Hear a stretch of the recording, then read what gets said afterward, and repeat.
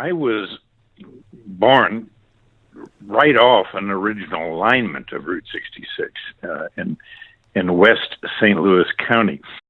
But probably the most important memory I have associated with Route 66 comes from when I was about 4 years old. And this is right after World War II. People would come to our house. They were men, and they weren't invited. They were people that came off the road, men of the road. And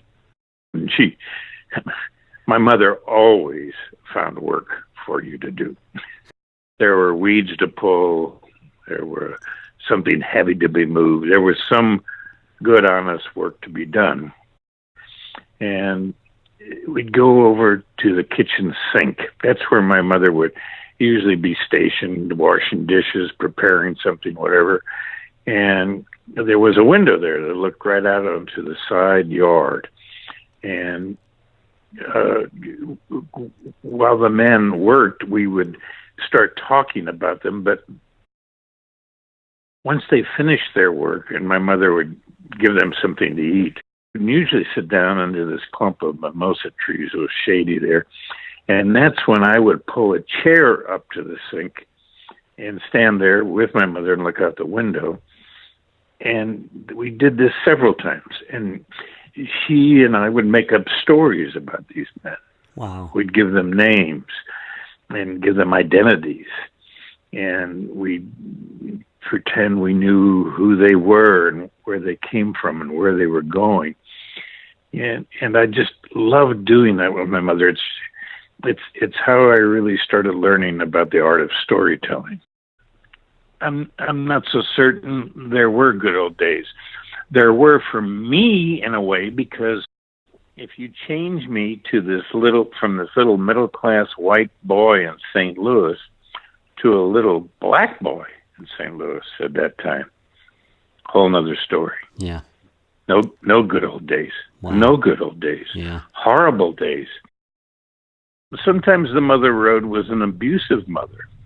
It wasn't a joyful journey to put all of your dreams, your hopes, your belongings, your elderly parents, your babies on top of a beat-up car and drive into nowhere. You don't know where you're going.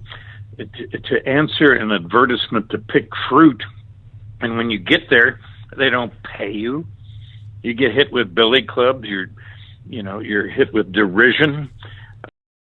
So I think I'm a big believer in an honest look.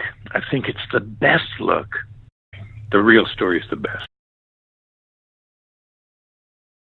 John Lasseter out at Pixar Studios really wants to talk to you. So I called Lasseter. He said, Michael, I've read your book many, many times, Route 66, The Mother Road, and I not only adore it, but I piled all my sons and my wife into a big van, and we've traveled the road, and I'm convinced now that I need to make a movie.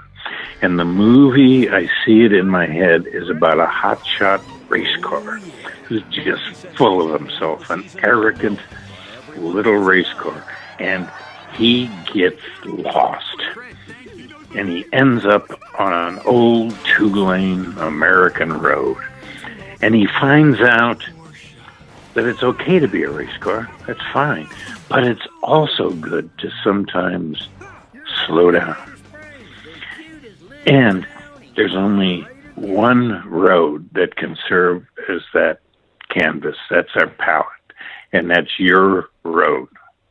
That's Route 66. And we set out, and I said, the first thing you're going to do is we're going to all drive the road. All of us, meaning the creative team, producers, directors, animators, writers, everybody. We're going to drive the road. And I loaded them in big black rented Cadillacs, Really? connected them with microphones, and we traveled the road. Or either from a person or many times from a composite of different people on the road. Mater is 4 or 5 different people.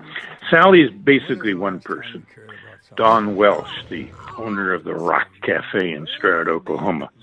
It was just a tremendous experience, and those are the memories that I carry with me. A lot of them humorous. They didn't know what roadkill was Really? until I showed them a dead armadillo. And even then, they didn't quite believe it. They said, maybe it's sleeping. I said, no, it's quite dead.